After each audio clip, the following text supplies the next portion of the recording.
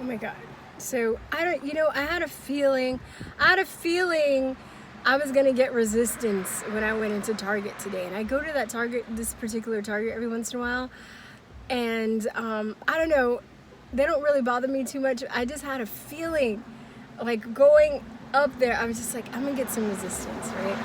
So of course there's this sign outside that says a face mask is required to enter the store, but I was fuck that sign. So I just walked in, and there was a guy at the door. I was like, I have a medical condition. And he's like, oh yes, but the sign says. I was like, I don't care what the sign says. I was like, I have a medical condition, and he was like, oh well, you have to. I was like, no, I don't.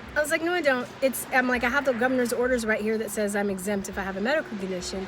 And I was like, would you like to see them? He's like, oh, no, I'll just write it down. I was like, okay, do that.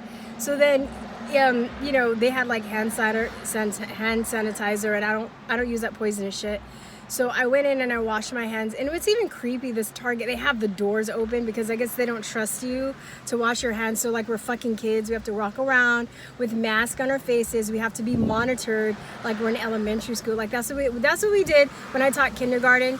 Sometimes we had to leave the doors open to like watch the kids to make sure that they wash their hands and shit. That's what I felt like. I'm like, oh, this is just sucks. So then I come out, and then he was like, yeah, like you have to wear masks. I was like, no, I don't, and I'm not going to.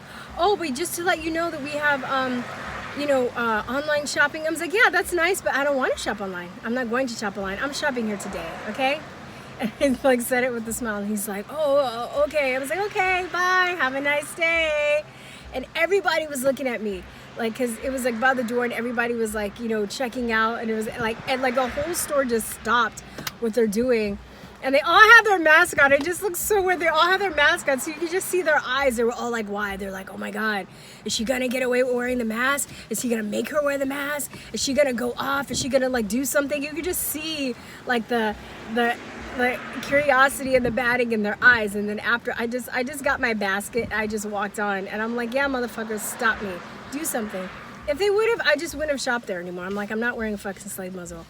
And I have a medical condition, and unfortunately for them, I also have an opinion on this, but it seems like you can either have one or the other. So it's like, if I have a medical condition, I'm supposed to be apologetic and be like, oh yeah, you guys, I would like to join you guys, but I have a medical condition. I'm sorry, I'm such a disrespectful, dishonest, inconsiderate person for not wearing a face mask and protecting all of you.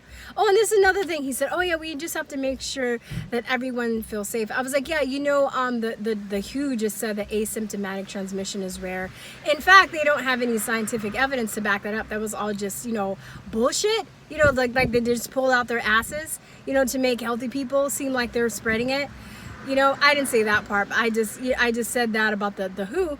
And he was like, oh, okay, well, yeah. I was like, you know what? I was like, you know that, right? Do you know that? And he's like, yeah, I know. I was like, oh, if you know that, then I think you need to use some critical thinking. I think it's critical thinking skill time here. This is like something that needs to be applied to this situation instead of just following orders and doing what you're told. And then I walked away. It was great. I felt empowered. Nobody fucked with me. I saw a lady with her son, and her son didn't have a mask. It was great. It was great to see that, because it really breaks my heart to see all the slaves just walking around. It really does. And again, this is my disclaimer. I understand if you have to work and you have to do it, if you have to go in and get something. I'm just saying, honestly, if you know that this shit is bullshit and you see people having to wear this, it's heartbreaking. It's heartbreaking. It really, like, I try and make eye contact with people, but now it's even hard for me to do that, sometimes, because either I don't really care about people giving me a dirty look, because I'll just smile harder. But it makes me sad to see the submission in people's eyes, to see people just submit. I want to cry. It's really depressing, and I could do online ordering, but I'm just like, why should I have to fucking pay extra? Because I know the truth and other people don't. I do some online shopping, I do.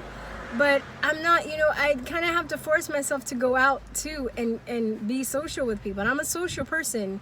It's really been hard for me. And I swear, the only thing, not the only thing, but one of the things that has been getting me through this is jiu-jitsu, because Jiu-jitsu, you know, you're close contact with people. People were meant to be intimate. You know, everybody's very warm there. When we were like done with class, we like high five each other, like hug, you know, like, and for all the class, you're basically rolling around the floor chest to chest with somebody or on top of somebody and sweating on people. I mean, maybe that's too much for some people, but the intimacy is very, very important for human, like human contact is important for our survivals, for our psychological well-being, for our emotional well-being. And I'm just really grateful that I have that in my life. And when they closed the gyms down though, I was gonna lose it. When the jiu-jitsu, they had to close that studio down for a while, I was just like,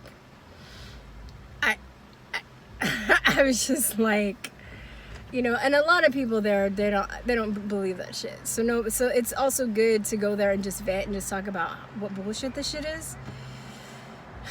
On top, I mean, we talk about other things, but I think when we got back to opening, and like I walked in, I was like, can you guys believe this shit? They're like, this is some bullshit. Yeah, this shit is some shit. You know, we were just ragging. I know I said the word shit a lot in this video, but I'm kind of playing around with it. But we were talking about just basically what I just complained to you about.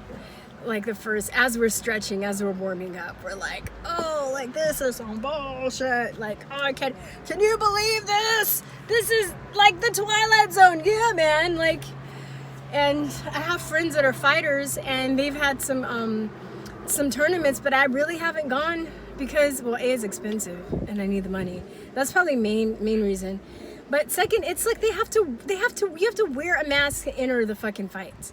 So you have to wear a mask, and while you're watching the fights, while everybody else that's fighting is maskless, but then it's like, it's so fucking weird.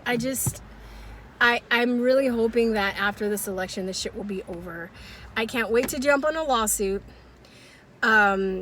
You know, I haven't pursued litigation with the place I was fired from because litigation takes a long time, and because this is such an unprecedented event that's happened, I'm kind of waiting for some more cases to be won before I can, you know, I reached out to everybody that gave me the lawyers. I think there were 3 people that gave me lawyers. I reached out to all of them at least twice, and none of them has gotten back to me. So thank you for that. But right now, I think I'm just going to, I'm going to put the time and energy into my music, because litigation also takes time and energy. And for me to be fired at the time, even though I'm struggling right now, and unemployment is run out.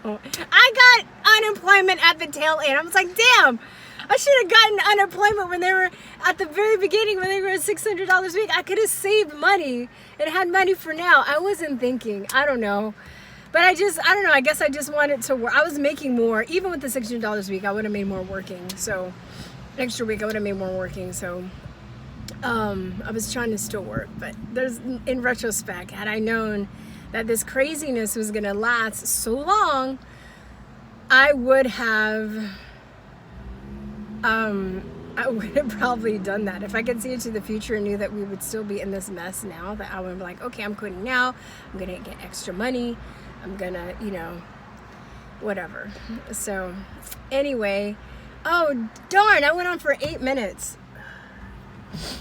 I meant to talk about the Black Economic Forum. You know what? I'm really looking at the time. You know what? I'm gonna sign off this video, and I'll just talk about the Black Economic Forum in the last video, because I was going to talk about that in this video, but I think people will get too far. They're like, she's not even talking about that. So I think it's not really fair. I do that. I'm trying not to do that though. So anyway, masks suck. Please join my email list. Buy gear from the Truth or Talk store, the Conspiracy Realist t-shirt, the stickers, the zines. Sign up for my Conspiracy Realism course. You can please subscribe to all my backup channels, and you can PayPal me, or you can P.O. Box me. All right, that's it, y'all. I'll talk to you later. Peace, truth, and love. Bye-bye.